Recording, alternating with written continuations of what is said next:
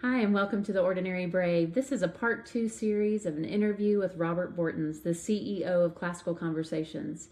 In our last podcast, we discussed homeschooling and classical conversations, and we also started talking about his book that he's co authored called Woke and Weaponized. And it's really talking about the public school system and school choice, a lot of well documented information there in his book.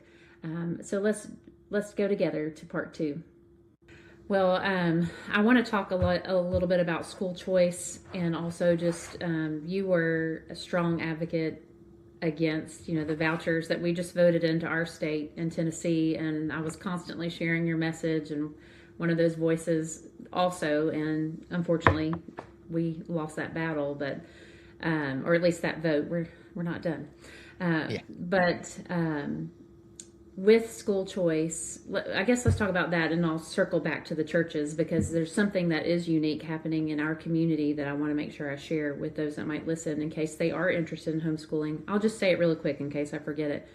We're part of a Southern Baptist church, so we have a Southern Baptist association, but they just took a stand, our local association, that they want to help support families that are pursuing Christian schools or homeschooling by helping give scholarships, that's awesome. which is a huge blessing because that's always one of the big deterrents, to families when they're thinking about homeschooling or pursuing something other than public education is finances. And so I'm super excited that there are churches, that are listening, in our community. But let's jump back to school choice. And in theory, choice sounds like a good thing. When I started speaking out and sharing also your post and things that you were saying about the vouchers in Tennessee, I had a lot of people text me and say, I'm so confused. You homeschool. Don't you want school choice? Don't you want these things? This it sounds like freedom, for all these families. And so I just didn't know if you wanted to kind of open up a little bit about that and share. Yeah, so that's we talk a lot about that in the book as well, and of course we're for well, I call it the lowercase school choice, right? How could you have possibly been homeschooling, Kelly, if school choice didn't exist? Well, of course we already had school choice, and so what the new school choice movement is about isn't about our rights to decide our children's future and to put them in the best educational option. It's about the government funding it, and so Mm-hmm. we go back and document it. One, this idea is not originated out of a conservative think tank. It originated from teachers in California, which we didn't talk about that too much in the book, but we did tie it back to the United Nations in their plan. They have a whole entire report how they plan on using school choice to take over private schools, to eliminate Christian education. And then Alex Newman, my co-author, his wife's from Sweden. Sweden famously in the early 90s passed universal school choice. All the same talking points that we have here in the United States that the conservatives are using, they used back then. All the same organizations that are cheering it now were cheering it back then. And today it's illegal to homeschool in Sweden, just 19 years later. In fact, it's illegal in Sweden to teach anything but the state sanctioned curriculum. So the only choice you have now in the country of Sweden is what building you want to send your kids to be indoctrinated into. And so I like to think of Esau selling his birthright for a bowl of soup when I think about government funding of school choice. And so it's not that we want to have tons of choices. I think the best option, and again, at the back of the book, we invite a whole chapter of what churches can be doing, what legislators can be doing, and that this idea of universal school choice, of wealth redistribution, of normalizing taking from your neighbor to pay for something that you want for your kids is a unhealthy path for our country to be on, and will just accelerate our demise. Instead, we should have educational independence, let people keep their own money. They say, yeah, we just want people to get their money back. Well, actually, there's not a school choice bill in this country that lets people get their money back. It's all redistribution schemes. So, how they write these bills matter, and everywhere it's been tried, freedom actually ends up going down. And it's not the next year, it's not 2 years, it's typically somewhere between 7 to 20 years it takes. So We might have a temporary freedom, but it's going to enslave us in the long run. And so, you can look at healthcare, right? We want healthcare to be free for everyone, but now it's more expensive than ever before. You can look at the cost of college. The more that's subsidized, the more prices go up. And so now the value of college is at an all-time low, while the price is at an all-time high, and subsidies for colleges are at an all-time high.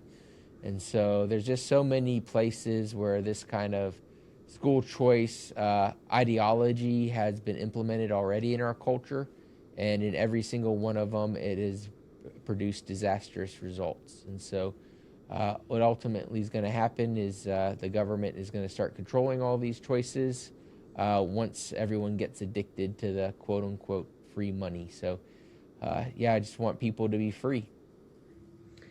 Well, I can speak to this. Our county was kind of on a trial thing. This was a few years ago. We had an organization called Tech Prep Academy. Are you familiar with that? They're really kind of like a virtual school, but it worked the same way as vouchers, but they were reimbursing homeschool families anything except Christian curriculum. Could not get a voucher or any kind of receipt reimbursement for Christian curriculum. But you could purchase like music lessons or art classes or sport. You could pay for your sports even. I mean, we even bought a t-shirt machine, like pressing machine for an entrepreneur type thing for my son. And I laugh because I've heard you talk about people buying espresso machines, and things to teach their children how to be baristas. But, it all sounded great. We jumped in the beginning, the money, I got so much per kid. But I already had reservations. In the beginning, I just kept thinking this is tied to the government, and I don't necessarily want to be tied, to them. And it was also tied to our school district. So there were certain things that we had to turn in even for our school district, which I had not been doing. And the first year was fine. There was no regulations or anything, but each year it got more and more. And I think the third year, I quit because it basically became like they have to pass this test and be able to do this. Now your kid has to read for me every 6 weeks just to make sure, just all of these things. So the regulations became more and their input became more. And so, of course, we dropped out of it. So I can testify that they do, in the beginning, it's fine.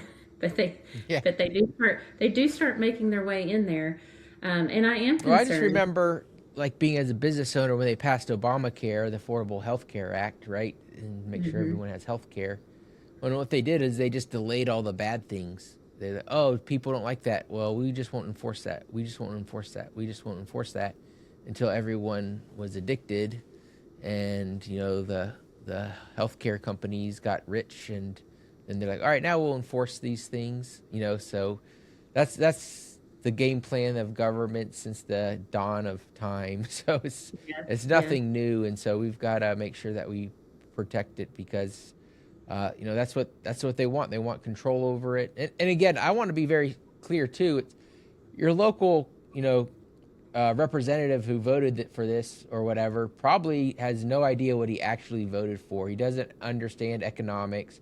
He doesn't understand incentive systems. He doesn't understand taxes. He doesn't understand who paid to have this thing pushed out. We tie it back. I mean, it's Bill Gates. It's guys like George Soros, Zuckerberg. These are all people who are financing it behind the scenes. So it really goes back to the communist idea of finding the useful idiots and they don't, as a collectivist, they don't care if it's the Republicans or Democrats that are putting these snares in place that they're going to use in the future. So that's why people are confused. Isn't this a conservative idea? It's like, well, I've never heard of a conservative promoting welfare and redistribution of wealth. So it ultimately takes those people who are out of the educational system and put them back under the thumb of Big Ed. And again, it'll take 3, 5, 7 years, but I see things going on in our quote-unquote good Republican legislators, and I'm a Republican. I'm the president of the local men's club here, but I see things going faster than they did in Sweden, which just took 19 years basically to outlaw all private education.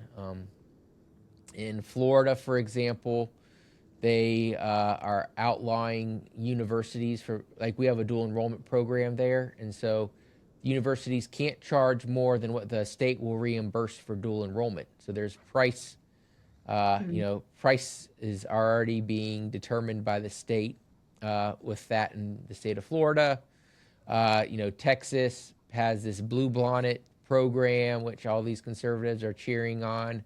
And I saw an article the other day. I didn't read the article yet, but it said 4,300 errors found in the biblical curriculum. So, I mean, the Bible is maybe like 800 pages. So that's like 5 errors per page. And I know that's probably not exactly how, the curriculum is written, but it's just like, okay, state gets involved, conservatives cheer that this is a good thing, and then the details come out, and it's horrific. And unfortunately, that's where we'll end up finding ourselves with, I'm afraid, with the school choice movement here in the near future. So, yeah, I'm concerned. We've got 3 Christian schools in our county, that are accepting the funds, and I do worry for their future, or just what's going to come for them and the regulations and things. So it was interesting because I had an email in my inbox today from a high school principal at a classical Christian school, talking about he's been at 2 different schools in 2 different states that had different school choice laws, that he's been hired to manage the schools. So he's not, part of those necessary decision making, but he said it's been a nightmare at both of them.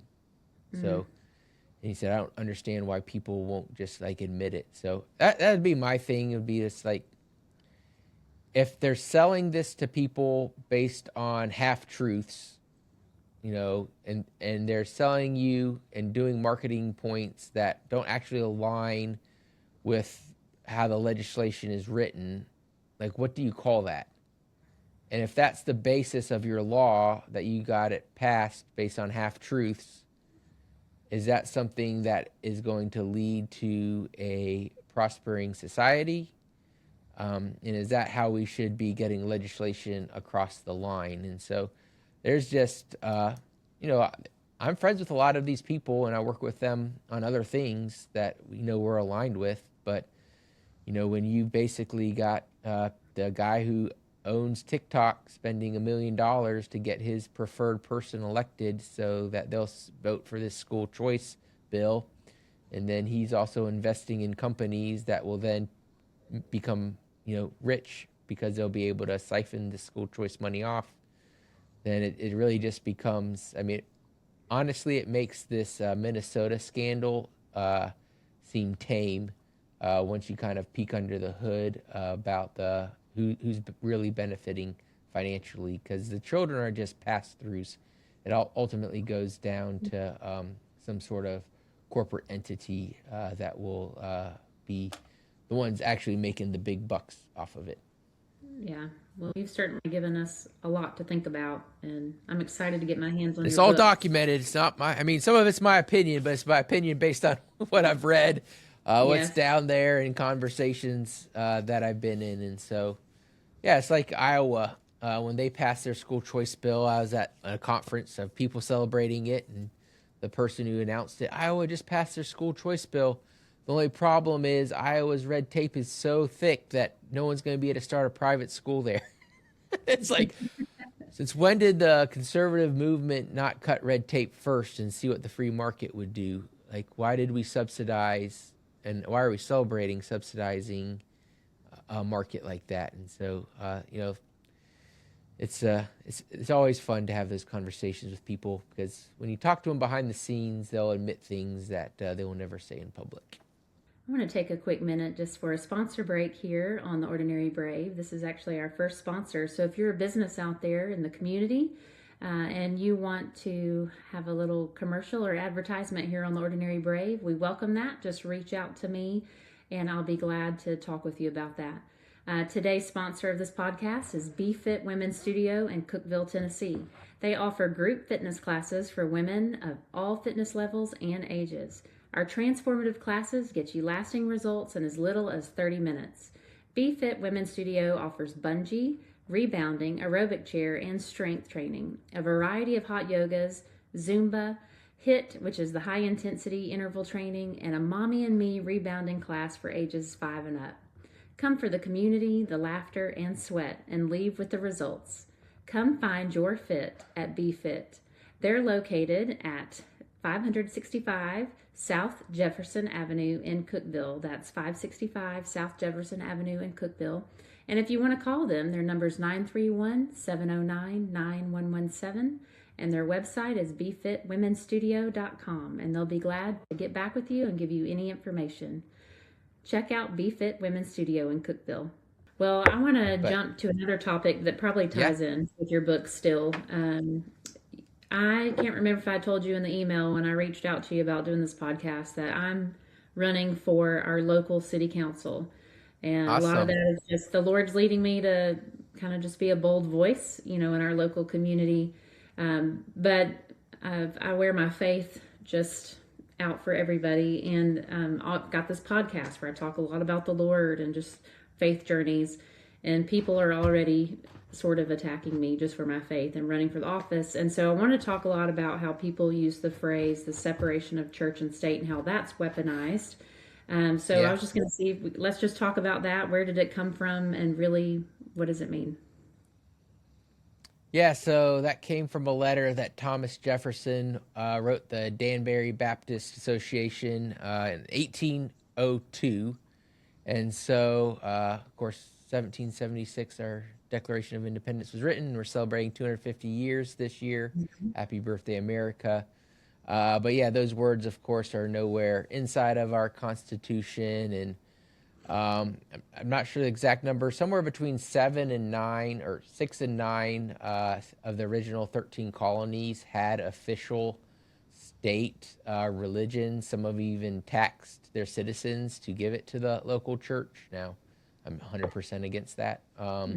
But it was the idea of federalism. So it was that there would not be a federal religion such as you saw, with Roman Catholics or the Roman Church or the Church of England, where you basically had, if you were, and you got to remember, like all these people, were fleeing religious persecution, the Pilgrims and a lot of the individuals who settled here in America. So they did not want to import that sort of ideology into this new federal entity. And so ultimately it wasn't that it was a protection, it was a shield really against this kind of federal religious ideology. It was not a sword. So it was a shield to protect people from that. Of course, our Christian religion should influence government. Of course, biblical principles should help us govern in a way that's going to promote human flourishing. And I would argue the fact that we've gotten away from that from the last 30 or 40 years because of our woke and weaponized school system is causing all the issues that we have today. Like, the Bible says that a father leaves an inheritance to his children. Well, we're leaving $40 trillion in debt to the next generation. Mm-hmm. That is certainly not not a good father by any biblical means. So that's really what they're talking about. Is it was protecting individuals and it was protecting the state from a federalized government. So why do you think Christianity is told to stay silent in public policy? Yeah, well, the reason is because we believe in a moral truth, and that truth was given to us by a creator of the universe, and we're going to answer to him. And mm-hmm. So, I mean, again, when the government was founded, like lawyers were expected to almost memorize the entire Bible, because if you went to court, the Bible was considered, just as strong of a witness as an eyewitness, practically. And of course, now that wouldn't even fly in court if you said, well, this commandment says thou shalt not steal, and he stole, so he needs to be punished. That so those type of ideas, you know, are there, and so of course that's why Christianity is really told to stay out of the public square. But it was never the intention of the founders. It was an intention of the people who fled religious persecution to found our country.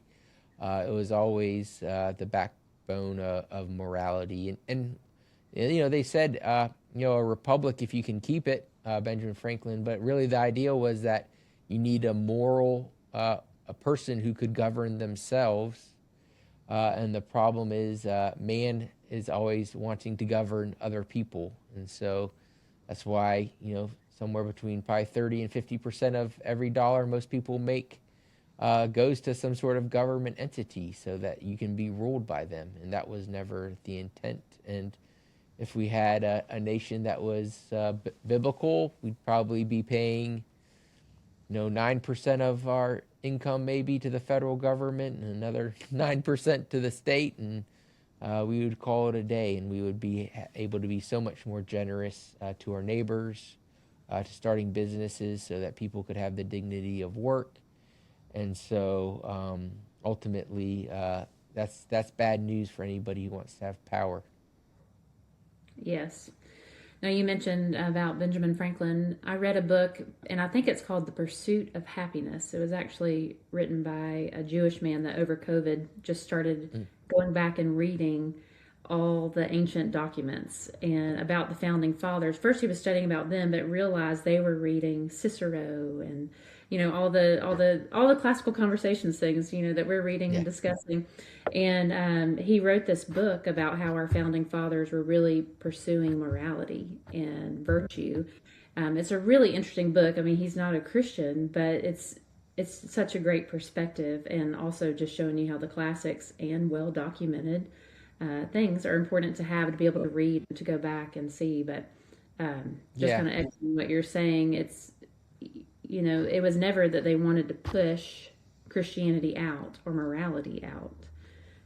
We're really just so we've changed, right? The definition of happiness has changed to a life of hedonism, which ultimately destroys anyone who embraces it.